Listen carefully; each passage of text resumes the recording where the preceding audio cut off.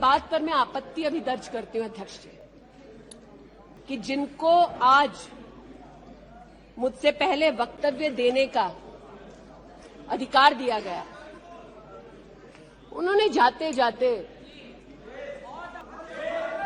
एक अभद्र यहां पर लक्षण के दर्शन दिए। It is only a misogynistic man who can give a flying kiss to a parliament which seats female members of parliament.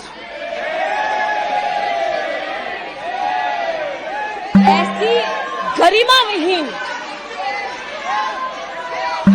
आचरण को इस देश के सदन में कभी नहीं देखा गया। ये उस खानदान के लक्षण हैं, या आज सदन में देश को पता चले। हाल ही में लोकसभा के अंदर एक घटना घटित हुई है, जिसमें राहुल गांधी के द्वारा फ्लाइंग किस जो है वो देते हुए दिखाया जा रहा है। क्या वाकई में ये फ्लाइंग किस सही है, या फिर ये वाकई में एक ड्रामा था, झूठ है? क्या राहुल गांधी ने वाकई में फ्लाइंग किस दिया, या फिर केवल उनका एक इशारा था? क्या 37 मिनट के उनके भाषण के अंदर केवल 13 से 14 मिनट उनके ऊपर कैमरा रहा? क्या यह बात भी सही है? ये तमाम बातें, ये प्रश्न मैंने अभी आप लोगों से किए हैं। इन पर अगर मैं एक शब्द में जवाब देना चाहूं तो मैं कहूंगा हां, यह सब सही है कि राहुल गांधी जी ने फ्लाइंग किस दिया, लेकिन जो सुनने वाला व्यक्ति है, जो समझने वाला व्यक्ति है, वो व्यक्ति इशारों को किस तरीके से समझता है, वो उसके मानसिक स्तर पर निर्भर करता है।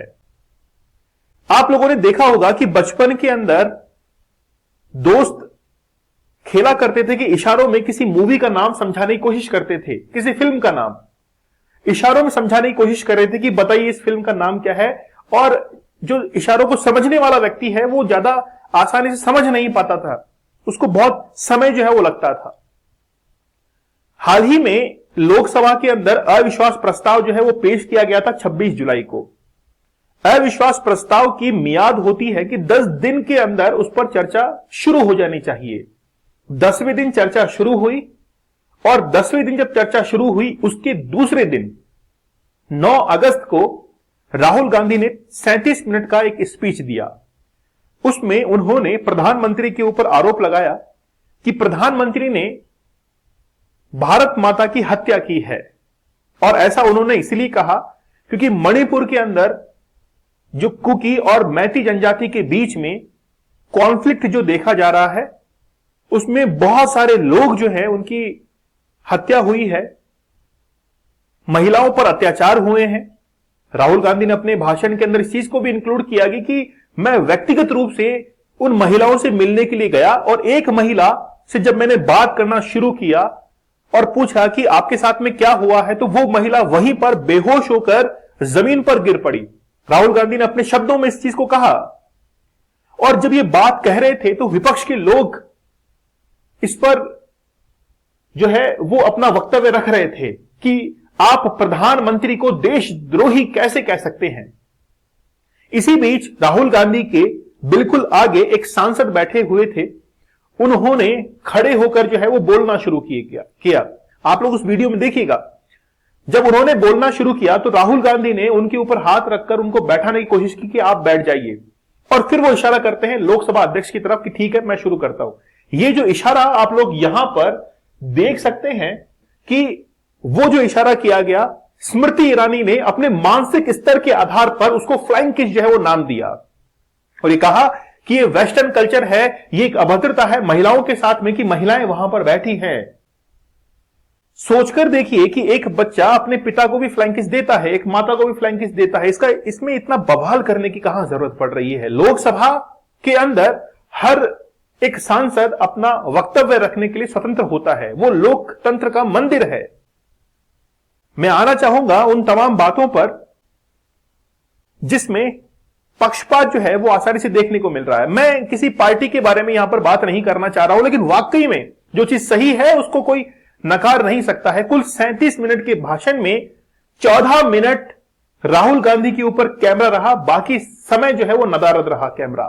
लोकसभा अध्यक्ष ओम बिरला के ऊपर जो है वो फोकस करता रहा। बेशक हम लोग राहुल गांधी के कुछ शब्दों पर आपत्ति जता सकते हैं, जैसे एक देशद्रोही शब्द जो काम में लिया, वाकई में वो गलत शब्द था, लेकिन राहुल गांधी एक ऐसे नेता हैं जो कि पूरे इंडिया के अंदर कांग्रेस पार्टी को रिप्रेजेंट करते हैं।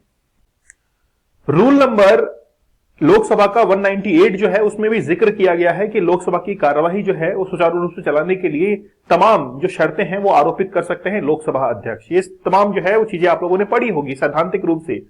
ये जो वायरल किस का बात है, फ्लाइंग किस की जो बात की जा रही है स्मृति ईरानी के द्वारा, एक पेपर जो है वो भी आप लोगों को दिखाया जाएगा जिसके ऊपर बहुत सारे लोकसभा के सदस्यों ने हस्ताक्षर किए हैं और कहा है कि ये फ्लाइंग किस जो है वो महिलाओं के साथ में अभद्रता है।